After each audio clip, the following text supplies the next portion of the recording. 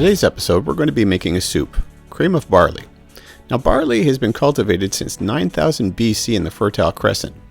Globally, it's used in alcohol production and animal feed, but it's a very tasty grain.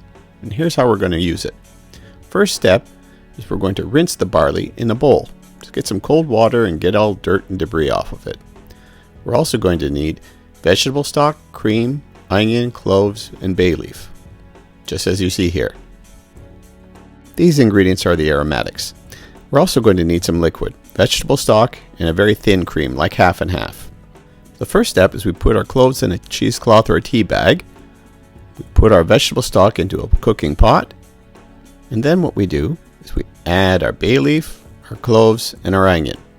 The cloves are in a tea bag, it's easier to fish out. And what we do is we cook our barley, either with a pressure cooker or boiling it. And we're going to use half of the cooked barley. I'm going to put this directly into our soup with our aromatics, just like so. Then what we do is we simmer all the ingredients together for about 20 minutes. Then we fish out the bay leaf and the cloves. You can leave the onions if you like. And then what we do is we blend all the ingredients together, the stock and the barley. Next, we add the remainder of our barley, which has already been cooked. And then we're also going to add our very thin cream, just like so. Then what we do is we let it simmer for about another 20 minutes, nice and light.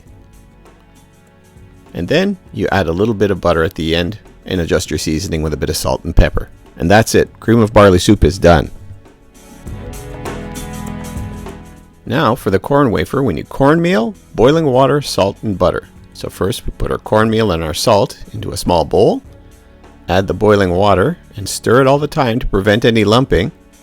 And then finally we add a little bit of butter and let it melt in there. Now the consistency should be very thin and spreadable. If it isn't, just add a bit more hot water.